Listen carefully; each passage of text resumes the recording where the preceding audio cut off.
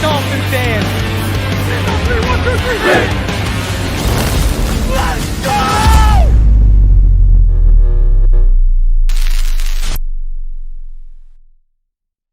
What is good, Fin Nation? What's good? It's your boy Reason. And we are back here for another one on this Tuesday, May 16th.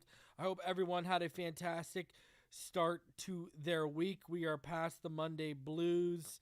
So, I mean, hey, now we can get into it. We got a bunch of stuff that we want to cover tonight. We're going to talk about Devon Achane a little bit. Daniel Oifusi had an interesting article come out, and it pointed out something very interesting. And again, looks like it's going to be another score on the bingo card for Reason. So we're going to talk about that. We're going to talk about why Tua Tagovailoa is the most important Miami Dolphin for 2023. I got an article that discusses it, but also I got, more evidence and further evidence of just how important he is. That'll be littered throughout the show. We'll show you something right after we go over that article, and then later on in the article, later on after the article and everything, I do want to take a look at how the Miami Dolphins, and specifically Tua Tagovailoa, have fared in 11 and 21 personnel, considering those are the two personnel packages we were most successful in and we ran the most last season. So we will look over that. Also, we got details on Wynn's contract numbers, and we're going to discuss more about the Wynn signing. And also, we're going to discuss, we added another veteran tackle, another former first round pick, Cedric Ogbuehi. Cedric Ogbuehi. That's how it is. Cedric Ogbuehi. The G is silent. Cedric Ogbuehi. All right. So if you want to OH, this is how you can just spell it out in your head. OHBWAYEE. Ogbuehi. That's his pronunciation. The G is silent. So if anyone's been walking around saying Ogbuehi or whatever, it's Ogbuehi. So there you go. So we're going to talk about Cedric Ogbuehi, and we're going to ask a question: have they really moved the needle with the offensive line? And I'm going to give more thoughts on it because, listen, we got some stuff to discuss regarding the offensive line. We're going to take a look at, we've been going over a lot of Mike Clay's rankings. He came out with his top cornerback rankings, and it's very interesting where the Dolphins landed. On top of that, Monday Morning Quarterback ranked the 4 AFC East rosters from worst to best. And this is a channel where we look over a lot of stuff from Monday Morning Quarterback. So I said, let's look at that too. So we got a whole bunch of a little Dalvin Cook note to go over, an Ogbah update, and if we have time, some interesting stuff about the schedule. So, man, we got a lot to go over tonight. I hope everyone is doing fantastic. Let's shout y'all out. Quick time. Brian, what's going on? Knight, KY23, John, Jason, how are you doing, sir? Chad Marchione, Hooked Up Joe, Aladino Mass, Sean Davis, how are you doing, sir? Brad Martin, how are you doing? Pro Special, Upland Canada, Chris Gifford, Miami RW, PL, how you doing, homie? Michael Sims, Mark Papelka. Shout out to D-Hug all day. 26 months. What's up, homie? He says, what's up, Big Reason? What's going on, homie? How you doing? Robert Thomason, how are you doing tonight, sir? Denisha, how are you? Scorpion King, foxing around. What's going on, Austin? How you doing? Jeffrey, he's out here. Logan, what's going on, brother? Uso 1, Thurman Thomas in your eyes. Lewis, what's going on, brother? How are you doing tonight? Richard Blackstone, how are you doing, homie? Stetson. Adrian Gonzalez. I don't know if I shouted you out, but if I didn't, then there you go. If I did, and twice over. Scotty, so nice, did it twice. Joey LaSalle, Mark Ozig, Ish the Human, Michael Pulisic, Z-Man, what's going on, brother? Corey, Filet Mignon, Aragon, Tommy Tremonte, Corey Moore, John Hartman, Jeff Shears. My wife says I never listen to Reasons to prove wrong. No name Fins. Okay. We got some stuff we got to go over. Opening thoughts, though. Because I got some stuff I want to talk about. Listen, okay. I'm sitting here, and I'm watching people on the timeline, Twitter. Man, if your boy wasn't dealing with this pinched nerve and just had the time to sit there and go off, I would have went off today. Because I'm sorry. All right? What's going on, Milton? I'm sorry. This is ridiculous. This is I'm seeing people out here gatekeeping for Isaiah Wynn and where his position's going to be. All right. I'm seeing people who either have bad track records with offensive linemen who I flat out know or I flat out know don't watch film. You know what I mean? I'm sitting here watching these people, just shitting on the notion of Isaiah Wynn at guard. Listen, I understand that Teron Armstead, he's not going to play the majority of the training camp reps at left tackle. I get that. I understand that. But at the same time, right, when you're looking at a guy like Isaiah Wynn compared to what we have in Liam Eichenberg at left guard, it's not even close. And I'm seeing people literally gatekeeping like they know what they talk about. Some of these were the same people that argued with me when I told all y'all Penei Sewell was the fit at right tackle, and they were so sure, left tackle. Some of the same people. See, I watch. And, people forget how dominant this man was on the interior at Georgia. Here's the thing. Let's go. See, Jason's got it right, and this is what I've said. The two past success for this move are this: competition or starting at left guard for Eichenberg. And he can be the backup left tackle or swing tackle because he can play the right if you really want to, but I don't think you should. If Armstead goes down, you can kick him out, and then Eichenberg can come off the bench and take over for him at left guard. Listen, everyone, when we signed Connor Williams, everyone was so sure he was going to be at guard. And, even I thought they would eventually kick him back there. And they said, no, they stuck him at center, and they're sticking him there. And I'm going to be doing a Patreon update. I'm going to have some very interesting information regarding Connor Williams and the contract situation. I'm probably going to do that Patreon update either tonight or early tomorrow. Probably do it tonight. I'm sitting here, and I'm watching these people gatekeep, and it's like, listen, your whole point is to get the best 5 players on the field. Right now, the best on that left side is Isaiah Wynn and Teron Armstead.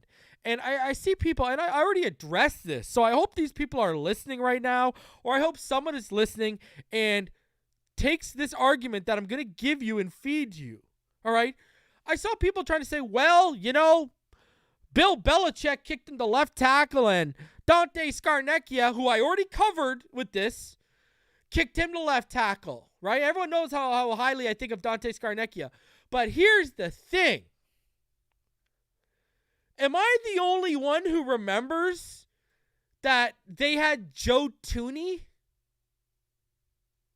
Am I the only one who seems to remember that they had an all-pro left guard by the name of Joe Thuney? What, do you think they were going to draft Isaiah Wynn and kick Thuney out? Look at what they did with Michael Onwenu.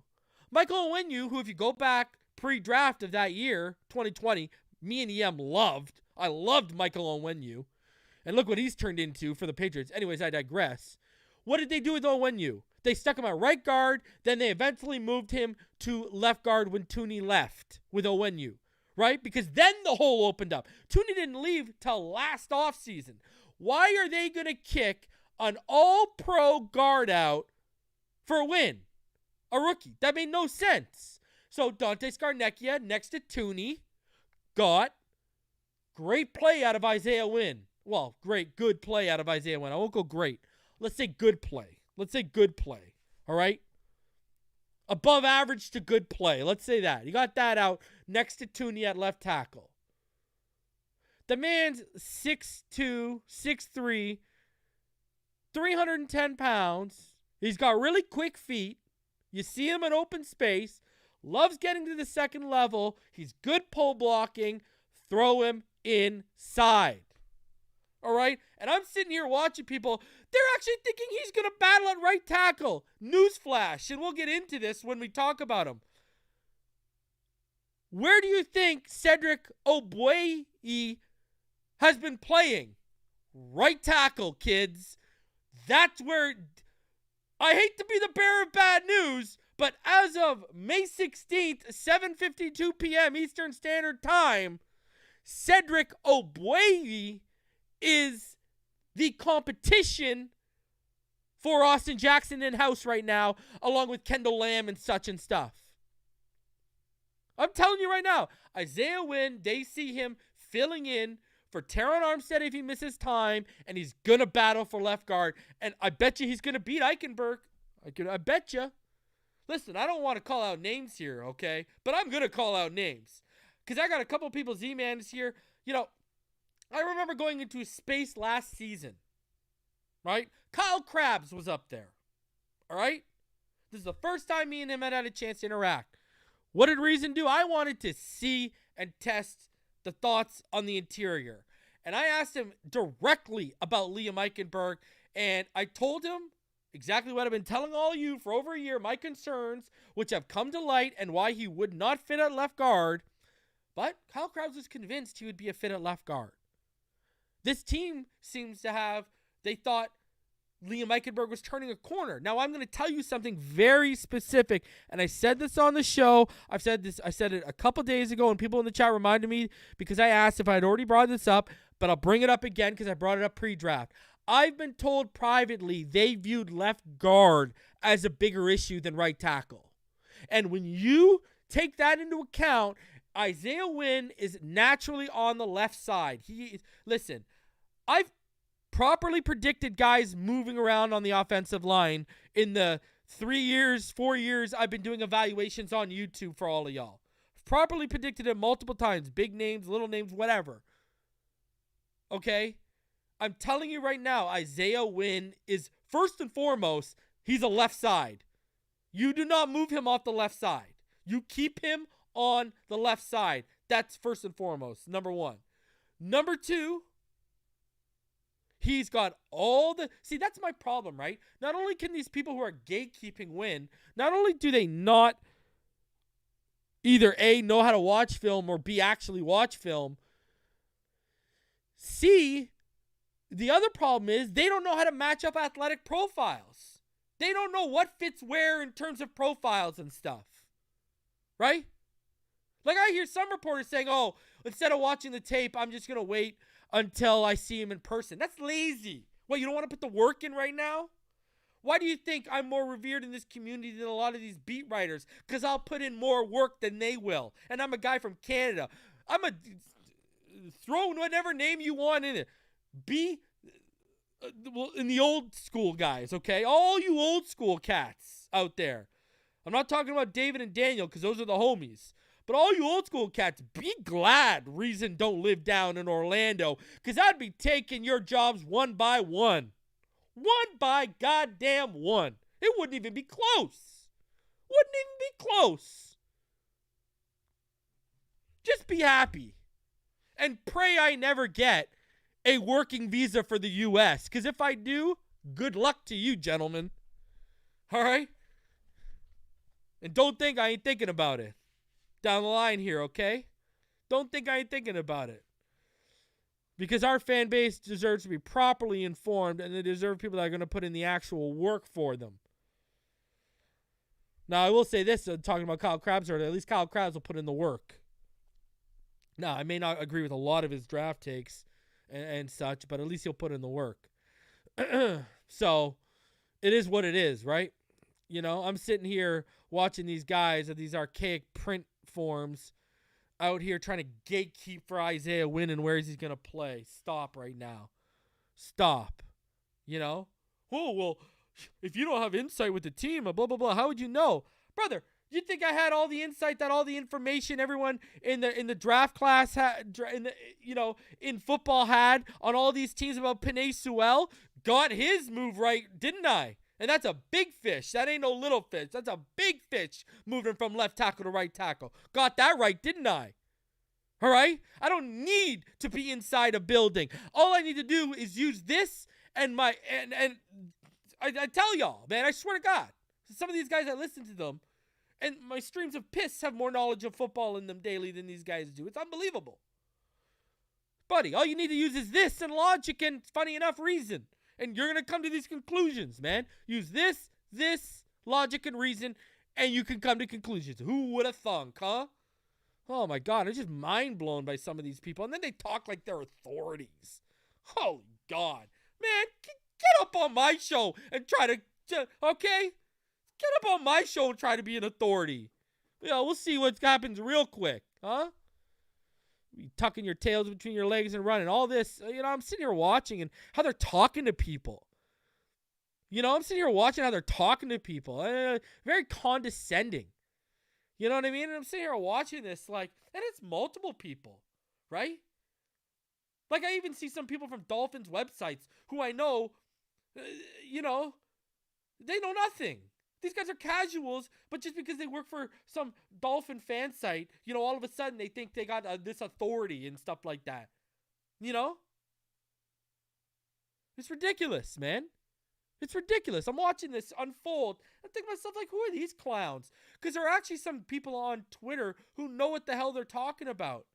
And they are fans. But, I would have more in-depth football discussions with them than some of the people in this media. I'm watching this and I'm like, this is unbelievable. It's just, I don't know, man. It really bugs me, bro. When I watch people troll this fan base, but when I talk to people, listen, and I've been there before. I know I've been condescending before. I get that. But at least I know what the hell I'm talking about. You know what I mean? At least if I'm going to act like an asshole, if I'm going to act like a know-it-all, I pretty much am. You know what I mean? These guys out here act like they're know-it-alls, and they aren't. It's unbelievable. I'm sitting here, and I've really flipped the script. I've really reined back on how I used to be towards people because I've come to the realization that some people are just not going to know that much. Whether they're stupid, whether they don't have the time, whether they don't have the learning capacity. There's multiple different reasons. Whether they got a family that's where their focus is, and they just don't want to focus on knowing more and more about the game. I've reined it in. So I don't harp on these fools anymore. Now I will block and end fools who argue with people that I know those people know what they're talking about. So if I see some jabroni on Twitter or if I see some jabroni on YouTube and you're out here, criticizing someone who they know what they're talking about, and you're well known that you don't know what you're talking about, or you use other people's opinions to formulate your own, yeah, I will come for that ass. There's no problem. I don't stand for that ignorant stuff, man. But shout out to 1017 for the membership, gifting the membership. Shout out to you. And Jason was awarded it. So there you go. So my whole point is, I'm sitting here watching these guys who don't know what they're talking about, acting like they know what they're talking about, and talking down to the fan base when they don't know what they're talking about. I don't get it, man. I don't get these people, bro. Oh my God. Sometimes I feel like I care about this fan base more than anyone. I really do. Because I get pissed off with how people treat this fan base all the time, whether it's trolling or whether it's talking down. I want to fly off my handle, but I can't now because, we're talking on our way to 20,000 subs here, and, it's a different ball game than when I only had a couple thousand subs. I can't go nuclear anymore. But I'm just sitting here and I'm watching these people, and it's just the ignorance and the audacity, the blend of it is just unbelievable, man. So I don't know, man. All I'm going to sit here and say is this. Listen, Isaiah Wynn can play right tackle, sure. But I'm telling you right now, the strongest side will be to the left, guard or tackle. And for a guy who played as many guard snaps as he did during college and so forth, like, the guy's built for it. It's like riding a bike. He'll be fine. And we want the best 5 possible. I don't want no politics. I don't want Wynn not getting a look at guard all because, whoa, you know, we got to protect the Eichenberg pick. No.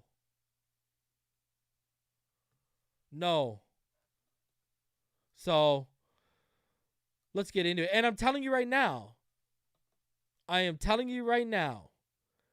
Cedric Ogbuehi, that's your competition at right tackle right now. You're talking about a guy who has far more snaps at right tackle than Isaiah Wynn had. They just brought in their version. He's the new version of Brandon Shell. That's exactly what Cedric Ogbuehi is. While Isaiah Wynn is going to be the new, like, Greg Little in terms of a guy they try to find a spot for as a left side, either as a swing tackle behind Teron Armstead or they try him at left guard. Look at how they moved everyone around. They've moved Eichenberg and Jackson around. Do you think they're really just going to sit there on Isaiah Wynn and say, man, he's a tackle, leave him there? Come on. They're going to give him another shot. And again, are these the guys that move the needle? No. But at the same time, all that money hasn't cleared up. When that money clears up post June 1st, then let's start really passing. I'm higher than most on the Wynn signing. I love it. True definition of low risk, high reward. Agreed.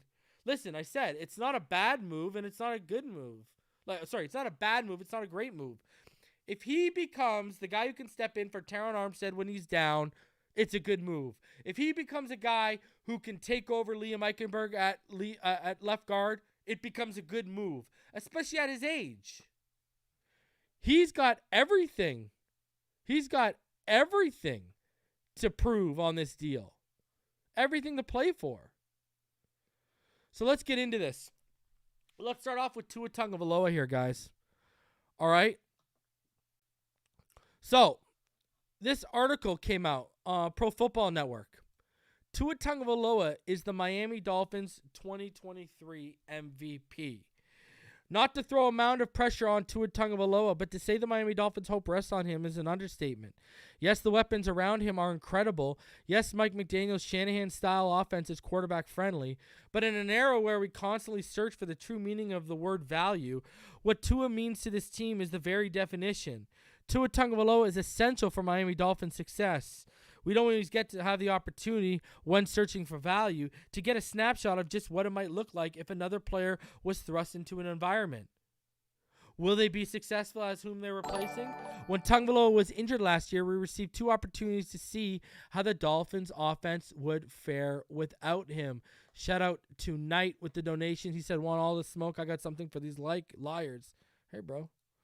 And I agree. Listen, Wynn at left guard could move the needle. That would move the needle. So, anyways, to his first absence, though through the first 3 weeks of the season, the Dolphins were riding high and Tagovailoa was humming along in this new offense. Miami scored 20-plus points 3 times, scored over 40 points once, and beat the Buffalo Bills. With Tua at the helm, the Dolphins had a scoring behavior rate of 0.9 points per minute of possession time. Already, this was near top of the league. So we were scoring almost a point per minute. Think about that for a second. With Tua at the helm, the Dolphins were scoring 0.9 points per minute. We were scoring almost a point per minute. That is freaking crazy. That is unbelievable. Then, just before halftime in the Buffalo game, Tua suffered what many believe to be his first head injury. However, he returned for the entirety for the second half, leading the Dolphins to victory. The following week, on a short week due to playing on Thursday Night Football, Miami took on the Cincinnati Bengals in a very anticipated matchup. The excitement was short-lived, however, as Tua would be knocked out of the game due to a definite concussion. Tua would miss most of the game and the next 2 games of the season. Without him, the Dolphins would go on to lose against both the Minnesota Vikings and the New York Jets, but it isn't just the fact that they lost that demonstrates Tua's value. Miami's scoring behavior dramatically changed. There was a 63% decrease in scoring behavior rate. In those games, the Dolphins averaged just 0.54 points per game, almost cut in half. And people will try to tell you Skyler balled out. People out here with agendas will try to tell you Skyler's QB1. Remember the same people that told you Teddy was going to win out and Brissett was going to win out. Look at this. Cut in half. 63% scoring decrease. That is crazy. Whenever there's a dramatic behavior change, the first question we should ask is what changed in the environment? Well, for Miami, the only change was who was slinging the football. Hill played in both those games, as did Waddle. The only missing thing was Tua.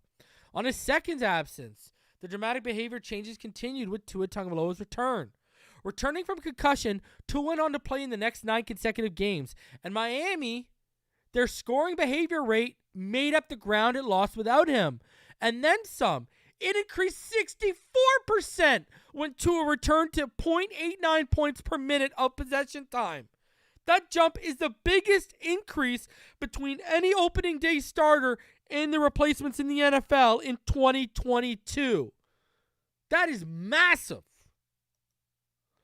It was during this stretch of the season that Tua was being seriously considered as an MVP candidate, and the Dolphins were being considered Super Bowl contenders. Well, you listen to some other idiots out here, and they'll tell you differently, no? Then Tua suffered yet another head injury during the loss to the Packers on Christmas Day. The one caused him to miss the remaining 3 games. Question whether or not Tagovailoa should retire.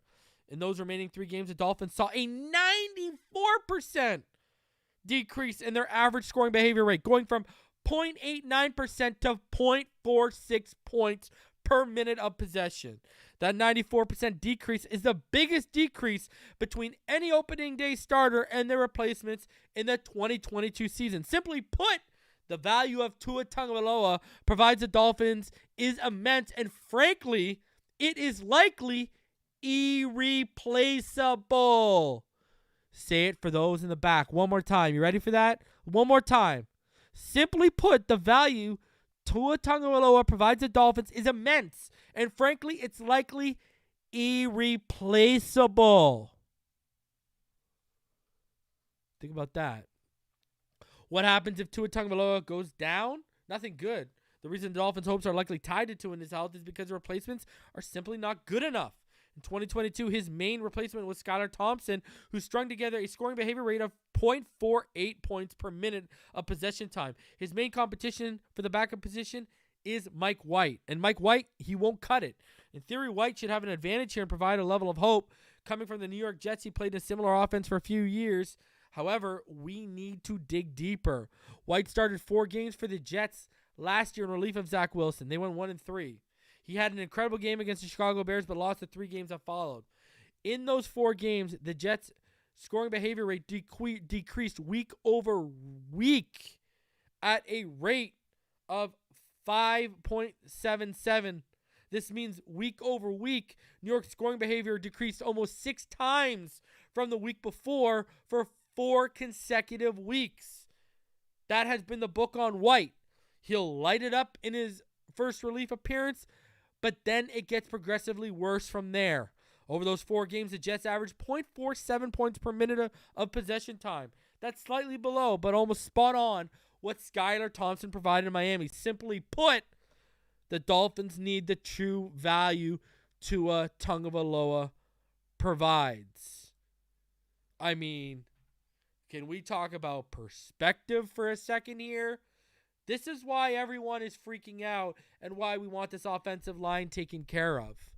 This is exactly why, because we know how important he is. We know how valuable he is to our success this year. And if you keep him upright, you have a Super Bowl team. Period. Okay? You have a legitimate contender. And even more proof, if you didn't want to hear it or wanted to hear it, here it is for you.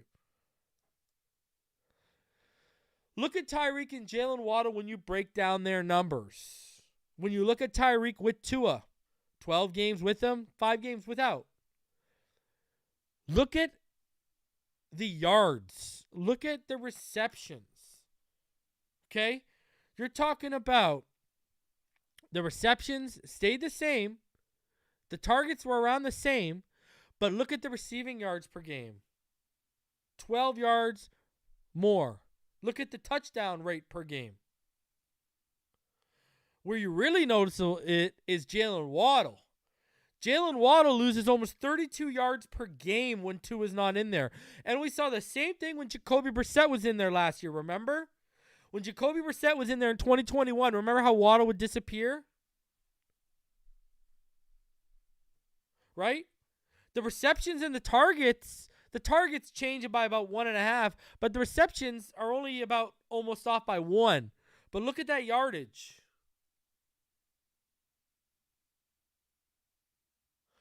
This even Tyreek and Jalen Waddle, for them to be successful, it's adamant. Tua needs to stay healthy. I mean, Tua, you saw right there. You saw the 30 yards per game. You saw the 12 yards per game for Tyreek that they dipped. You saw the touchdown numbers dip. And what's crazy is they still finished with the third most receiving yards in the history of the NFL in a singular season by a receiving duo. Imagine if Tua didn't miss those 5 games. They would have blown Herman Moore and his buddy right out of the water. They would have broke the record in year 1.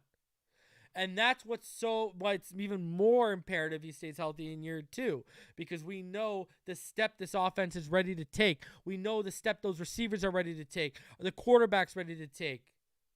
Everyone's ready to take that next step in this offense this year. And which could be historic.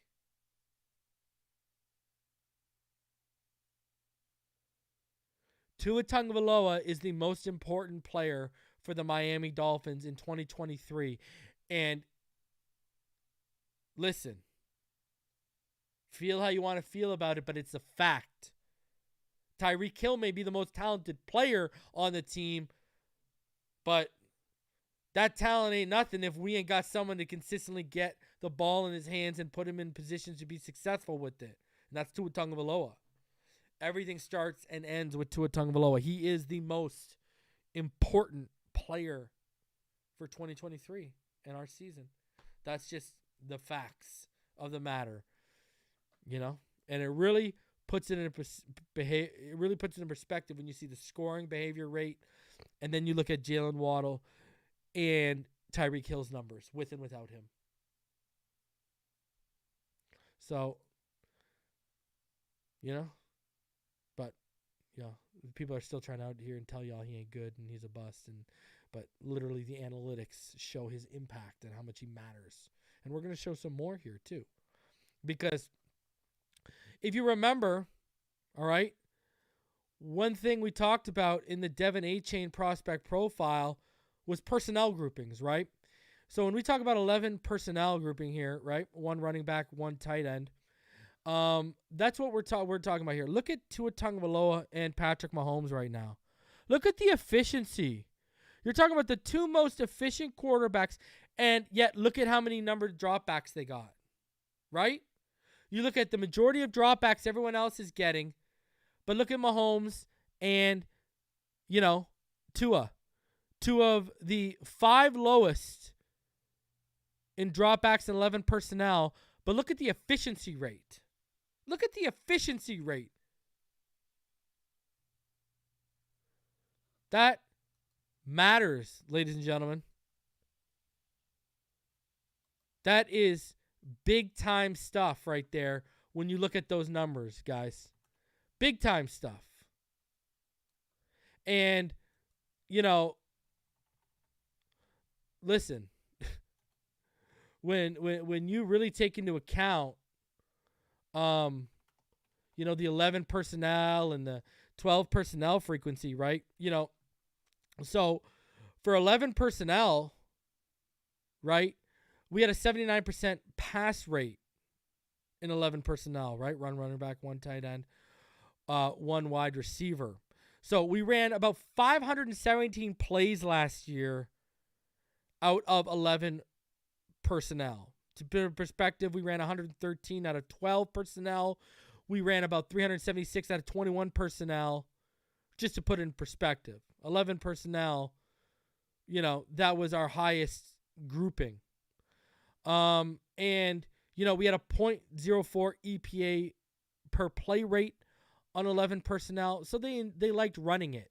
And when you look at the efficiency Tua gives you, it's kind of crazy. Now, when you switch over to 12 personnel, guys, look at this, how that slaps you right in the face. Look at the efficiency for Tua Tagovailoa right now. And the reason why we talked about, we talked about 21 personnel in the Devon Achane prospect breakdown.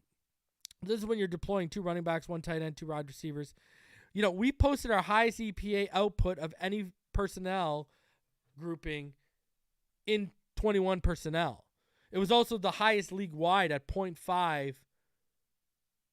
So, now obviously Ingold is going to, have one of those running back spots locked down. We ran 376 plays in 21 personnel last year. 351 of them Alec Ingold was out there for. All right. So, but this will give Achane a chance to be that thunder to the lightning.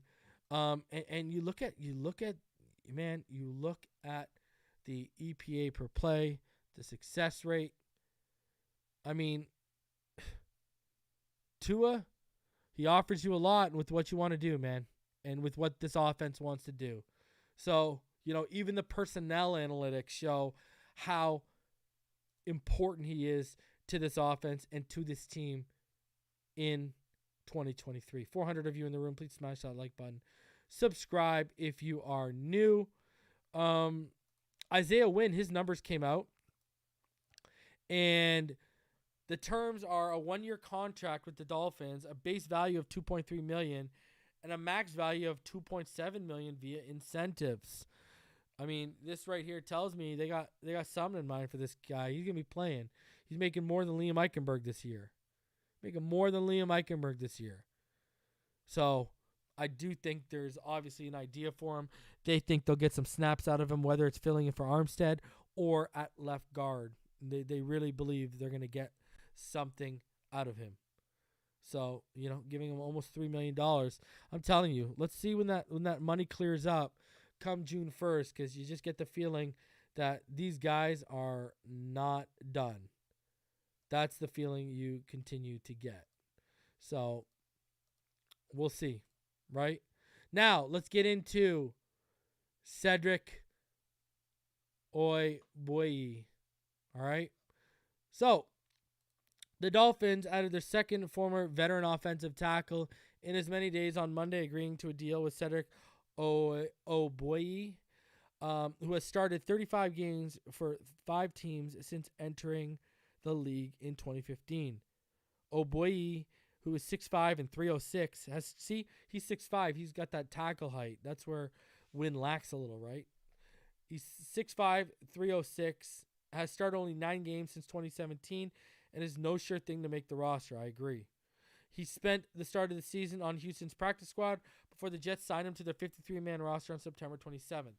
He started 5 games and appeared in 7 for the Jets last season, playing all 286 of his snaps at right tackle, permitted 1 sack and 14 pressures. He spent much of December on injured reserve with a groin injury.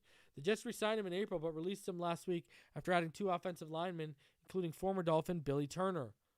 Ogbuehi appeared in only 3 games in 2021, 2 for Baltimore and 1 for Seattle. In 2020, he appeared in 8 games for Seattle and started 4, permitting 1 sack and 276 snaps at right tackle. During his career, he has 21 starts at right tackle, 14 at left tackle. His most extensive work as a starter came in 2016 and 2017 for the Bengals, who selected him 21st overall in the 2015 draft. Ogbuehi joins Isaiah Wynn as new offensive tackles on the roster. In their move from Brandon Shell to Wynn, or far less likely Ogbuehi, as their 1B right tackle, also known as competition for Austin Jackson. The Dolphins are getting younger. Whether they're getting better is questionable. Shell last season started 11 games at right tackle, and Wynn started 7 games in his first season at right tackle before a foot injury prematurely ended his season. Here's how they compared. PFF rated Shell 49th and Wynn 72nd among 81 qualifying tackles. Pass blocking, Shell permitted 2 sacks but 40 pressures in 472 pass blocking chances. Wynn permitted 4 sacks and 11 pressures in 229 pass blocking chances. Oof, not that great by either one, to be honest with you. PFF rated Shell 14th in run blocking and Wynn 40th as a run blocker. And yet the Dolphins so far have bypassed on re-signing Shell, who had interest in returning and remains unsigned. Why the Dolphins opted for the 27-year-old Wynn over the 31-year-old Shell isn't clear, but there are 2 meaningful advantages that Wynn has. Besides his age, he's probably a better left tackle than Shell, and that's important because Terron Armstead has missed games every year of his career, including 4 last season. Wynn is expected to challenge Jackson for the starting job at right tackle. Dolphins general manager Chris Greer, who agreed to terms with Wynn on Sunday, said weeks ago that Jackson is expected to be the starter at right tackle. Wynn can also play guard, which gives the Dolphins another option if Liam Eichenberg, Dan Feeney, or Robert Jones don't seize the job or if there's an injury. Wynn was a left guard in his first 3 seasons at Georgia before moving to tackle. After missing his first season after sustaining a torn Achilles in preseason, Wynn started 33 games, all at left tackle over the next 3 seasons, and he graded out pretty well. PFF graded him a top 15 tackle in 2020 and a top 30 tackle in 2021. 2021, he played all 914 snaps at left tackle, allowed 6 sacks and 28 pressures. In 10 games in 2020, he played 616 snaps at left tackle and 25 at left guard. Those were his only guard snaps as an NFL player. That is incorrect. He played 60 last year. He played 50 or 60 snaps last year at guard. He played guard snaps last year. In 8 games, all starts in 2019, he played all 502 snaps at left tackle and permitted 2 sacks. The big concern is health. After missing all of his rookie years with the Achilles injury, he missed significant time with a toe and knee injuries in 2019 and 2020, and then missed the final 7 games last season with a foot injury. Counting on 2 players with injury histories to hold down right tackle is risky. Jackson played in only 2 games last season because of ankle injuries. But the Dolphins have 4 other options if Wynn and Jackson are injured or unproductive. Ogbuehi, Kendall Lamb, Jaron Christensen, ouch, and Robert Hunt, who they can kick out. The Dolphins have said, though, they prefer to keep Hunt at guard. Lamb started 29 games in his career, but just 5 since 2018. One other concern with Wynn, who was drafted 23rd overall by New England in 2018, penalties. He had 9 each of the past 2 seasons over 22 games. They benched him during their October 2nd game against Green Bay last season after he allowed 2 sacks and was called for 2 penalties. He struggled and lost his starting job to Marcus Cannon for 3 games before his foot injury. Among the low points on October 16th against Cleveland, he allowed 4 pressures and a sack and had a false start in 22 pass blocking snaps.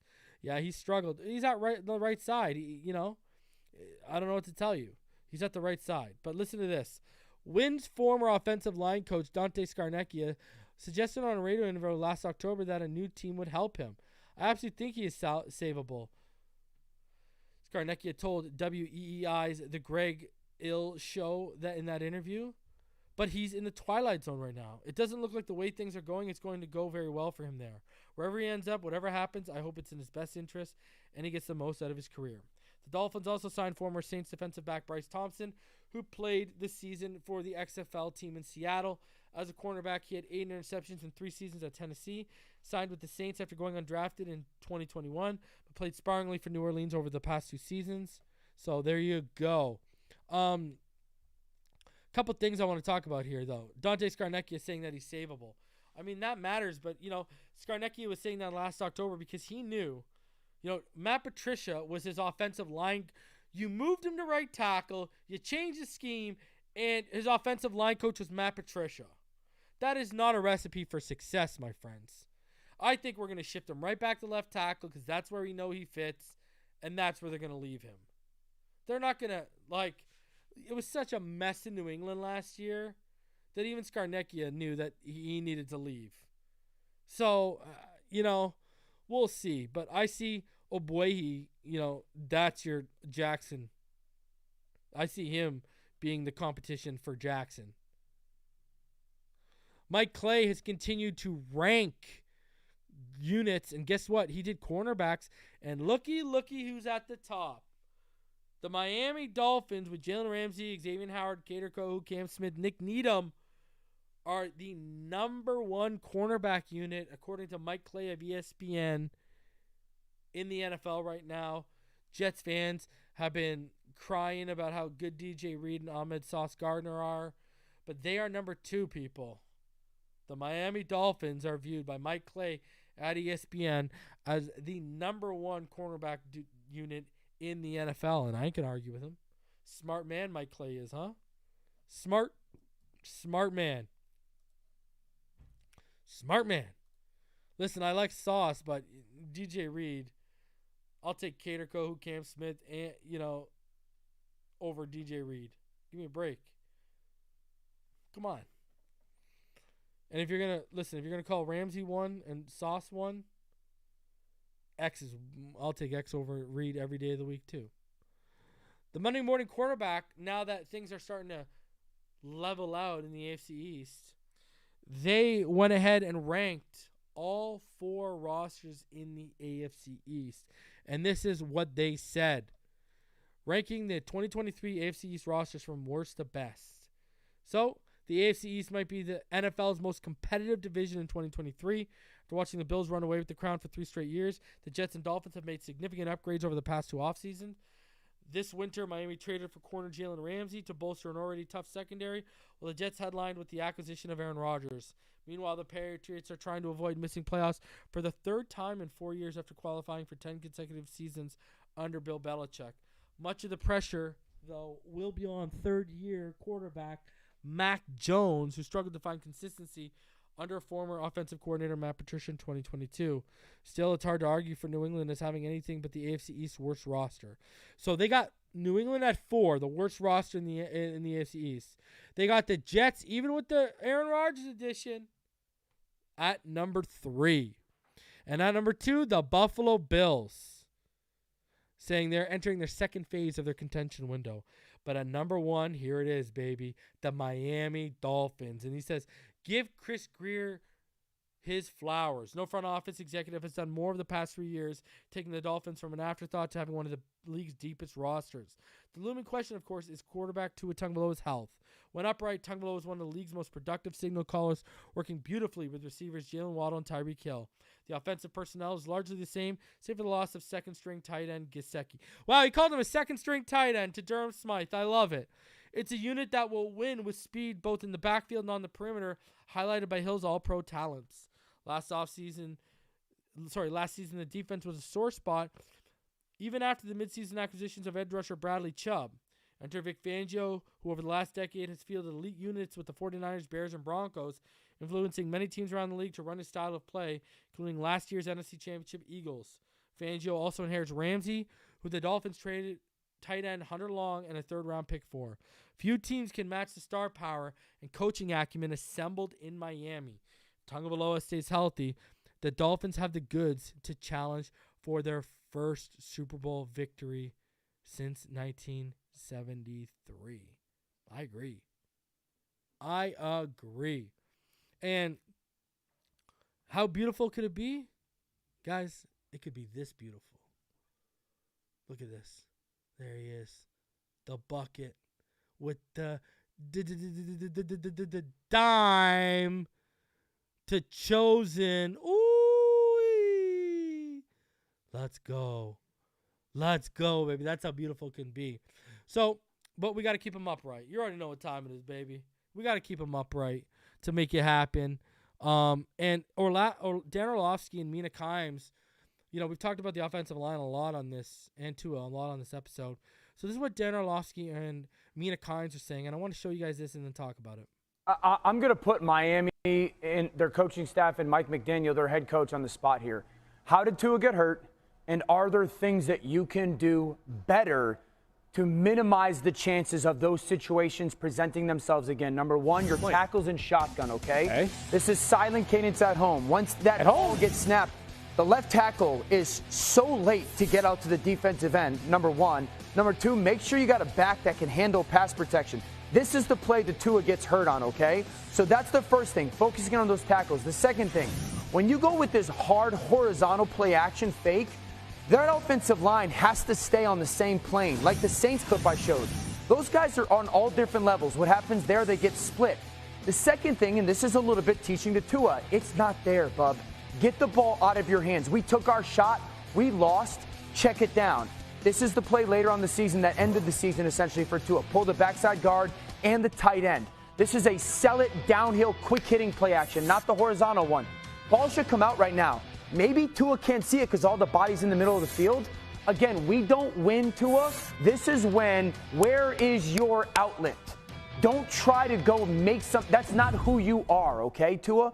So, and I really want to drill this home because that first clip that I showed against Buffalo when he got hurt this year, that was a very similar clip to 2021 when Tua got hurt against the Buffalo Bills. It was 4th and 2. Their tackles in Miami, for some reason, play slow to the snap when they're in shotgun. You can fix that. The second one, that horizontal play action, they got to coach them to stay on the same plane better. They can't give those creases. Marcus knows that. Those guys get on different levels. Quarterback's done. Now, the third one, maybe you don't do some of that hard sell play action because Tua may not be able to see. And then the last thing, Tua, where's your outlets? Where's your outlets? Where are your outlets? You're not a runaround creator. Where are your outlets? I think if they do that, I honestly think they can minimize some of the risk when it comes to his injuries. So, a lot of good points made there by Dan Orlovsky. And, you know, they have been talking about the offensive line, you know, on that show. And, you know, they make a lot of sense. This is coming down to coaching. Coaching can fix this and personnel can fix this. And this is another reason why we're all stressing about the fixes that need to happen. Because the only way this team is going to reach that potential. And let's be honest, you know, on the flip side, you can add a running back to that foray. If you add a good running game, that's going to take the pressure off Tua as well. Teams won't just be able to pin their ear back because they know you're passing on 80% of your 80% of your snaps, right? That's why you got to find that offensive balance.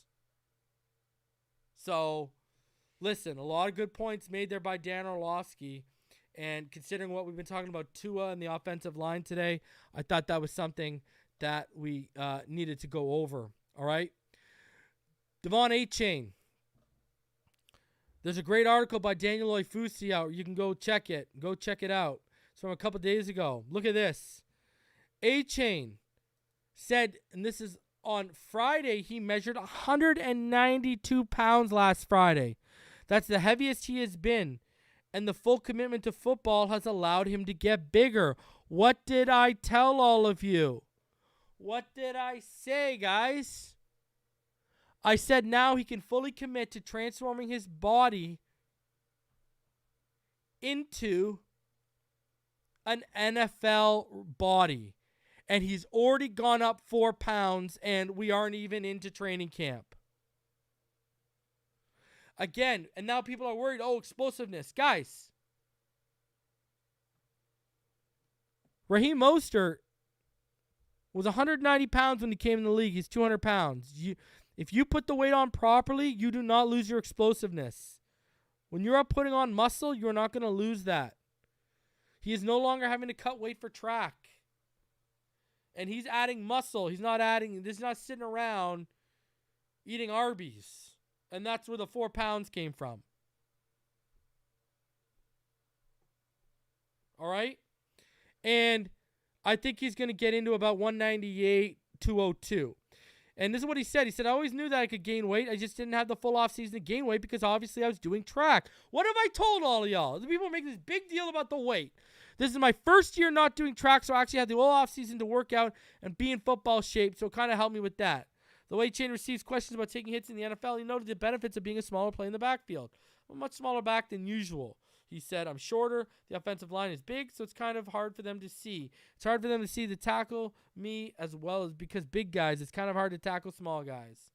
So, listen, this is why I was saying people are making way too big of a deal about the weight. I said this from the get-go. This was the only platform making that point when we drafted him and killing that narrative out of the gate. This was the first and only platform. And here we go. It's out of Achane's, from his lips to God's ears. There you go. All right? Well, some of those same people who are saying Isaiah Wynn can't play left guard, they're the same people who said Achane's too small and he can't gain the weight. Just saying, right? Barry Sanders gained about, 10, 11 pounds from the time he came into the league to when he left. People forget, like, these are kids coming into the league, man. People forget this. So, we're good. Now, for all of you keeping tabs on Dalvin Cook, here's a little tidbit for you. The Vikings Twitter account changed their banner by replacing Dalvin Cook with Alexander Madison. So, as the banners on Twitter change, as do the days of our lives in the drama with Dalvin Cook. Now, there's been reports coming out that, whether it's restructuring to a deal so he stays in Minnesota, trading him to a specific team, or releasing him, that they want to do right by him. So we'll see how that all goes. Nothing's going to, again, I've been saying over and over again, just like with us, nothing big is going to happen on that front until after June 1st, because that's when they actually start saving the money. Guys, Emmanuel Ogbah, he is ready to come back. So Emmanuel Ogbah, 6 months after his 2022 season ended prematurely because of a torn tricep, Dolphins defensive end Emmanuel Ogbah told reporters on Tuesday that he has been medically cleared to participate in football activities. They're taking it easy on me during camp, but I've been fully cleared and I'm ready to go. After signing that 4-year deal worth $65 million last season, Ogbah failed to replicate his form from the previous 2 seasons when he led the Dolphins in sacks, and then his triceps injury sidelined him after 9 games. But Ogbah, who recorded 18 sacks in 2020 and 2021, is motivated to get back to his productive ways. The Dolphins have taken care of me, Ogbah said. I've got to go out there and put some good juice on tape. Obviously, I battled some injuries last year, but I'm ready to go this year. I've got to take care of my body better this year and just focus on the little things. Ogbah, reiterating comments from the team's end of the season locker cleanout, said he was aiming for a return to the field if the Dolphins, who lost in the wild card round to the Buffalo Bills, had advanced far in the playoffs. If we had made a deeper run, my goal was to come back and do my best to come back and help the team. But I knew it was a long shot, but I was excited and trying my best to come back. With the Dolphins' midseason trade for outside linebacker Bradley Chubb, the acquisition of young defensive players such as Jalen Phillips and defensive lineman Christian Wilkins, there was speculation Miami could offload Ogbah's contract in a cap-saving move. But all $15 million of Ogbah's salary is guaranteed now, which makes such a move unlikely. He now returns to a revamped defense under new coordinator Vic Fangio. Right now, I'm still trying to learn all the plays, different spots, and trying to learn the different schemes that he uses, Ogbah said. I'm excited for him. He's a great defensive-minded coach. I'm just excited to do my part and help this team win. Ogbah was one of several Dolphins who were lost for most or all of the 2022 season because of injuries. He played in just one full game with Chubb after he was traded to Miami. In 2023, Ogbah could be an interchangeable player on defense full of players with versatile skill sets. Ogbah said he expects to line up all over the front. We're obviously a talented bunch. I'm excited. I'm sure Vic is going to drop some packages that'll have us, him, Chubb, Phillips, and Wilkins in there. I'm excited about that. That's disgusting. Look at that front. Ogbah, Chubb, Phillips. That is the best front in football. That is the best 4-man front in football right there. My Lord. I'm excited about this new defense that we've got going. Unfortunately, I know I got hurt last year, so I didn't get to see all of what we can do together, but it's a new season. Aside from rehabbing, he's been spending time participating in NFL Africa program in Kenya, and he has been doing some charitable stuff. Another interesting thing he said, and Joe Schad reported it, he said that apparently the Dolphins plan to use him inside and outside in this defense. So you're going to see him as a defensive end. You're going to see him lining up, 5-tech, 3-tech. They're going to be using him all over 4-eye. They're going to be using him everywhere that they can on the inside. So you're going to see him defensive end, defensive tackle. So, Fangio loves to tinker with his toys, and that's definitely something he's going to have some fun with. So, one final thing before we get out of here, because I need y'all to see this. This is very interesting. Warren Sharp had this thread He said it's not just who you play. The NFL doesn't control that. It's when you play them. The NFL has 100% control of that. They set their schedule. Unfortunately, I found the 2023 schedule is less fair and equitable at a historic level in many areas. Okay, so they get into rest, right? They get into like net rest edge and more or less resting their opponent. Look at the Jets, okay? You scroll down a little bit on here. They got little fancy charts and everything, okay? Let's start with the NFL's new darling, the Jets. It must be frustrating for the NFL to push a team in a huge market like New York when they stink for as long as the Jets have. They are the only team in the NFL without a playoff appearance since 2011. They are 70 and 124 overall, third worst record in the NFL.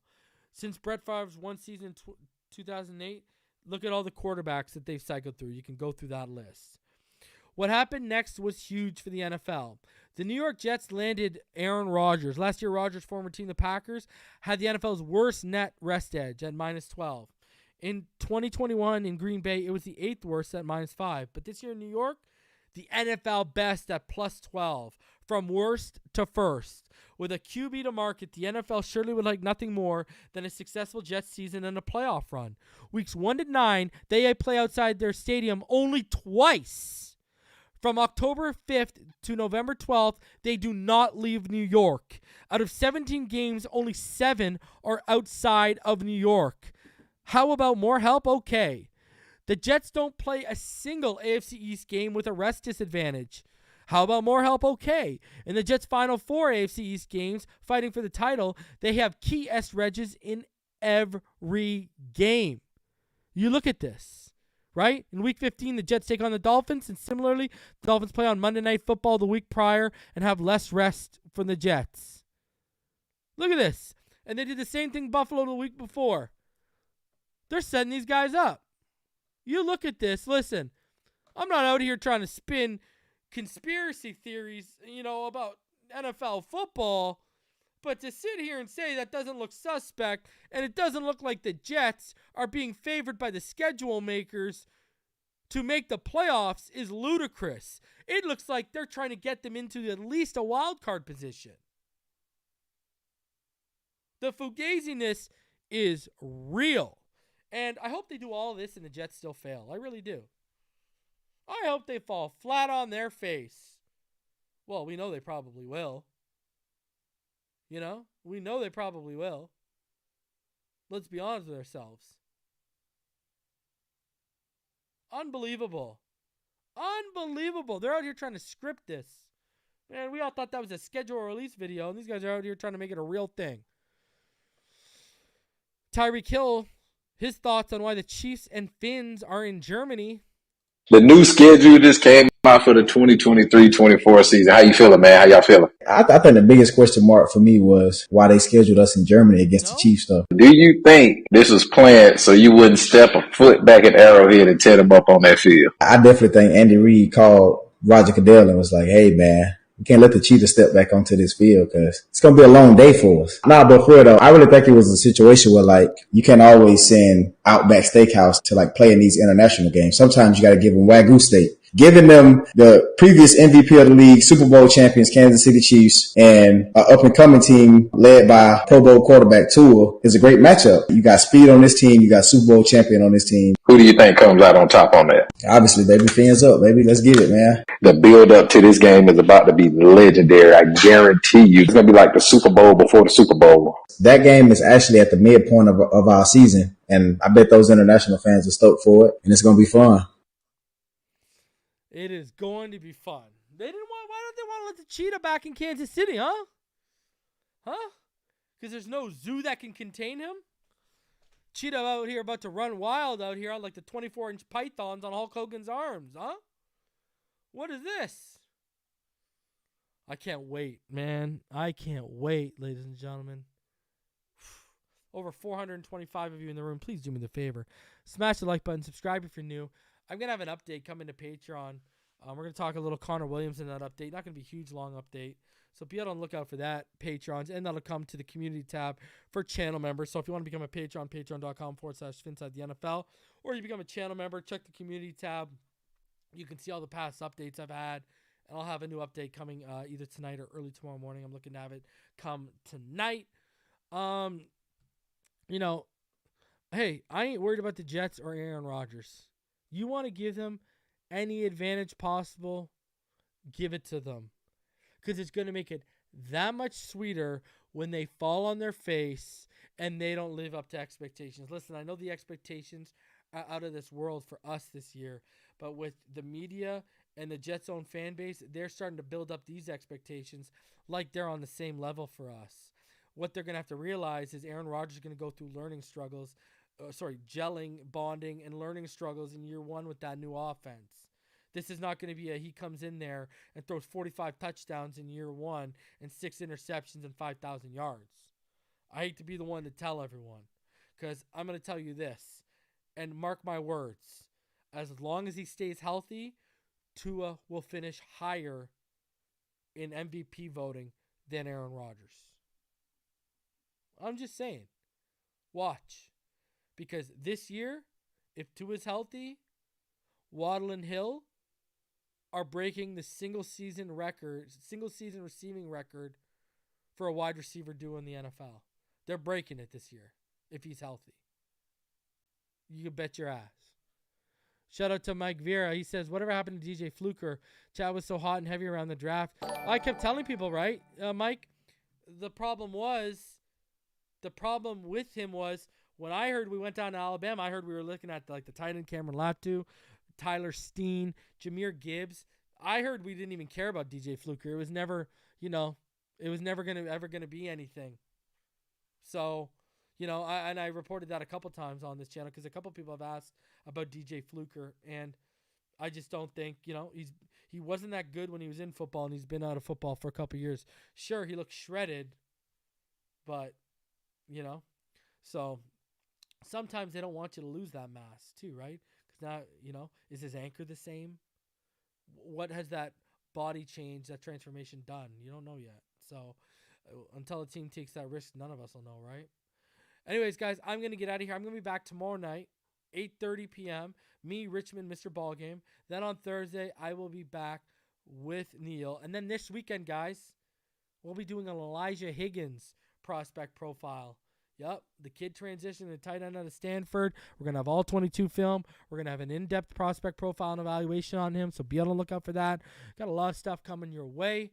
I appreciate each and every one of you for coming through tonight. Have a fantastic evening. I will see all y'all in the next one. Until then, fins up all day, every day. Love y'all. Have a great Tuesday, guys.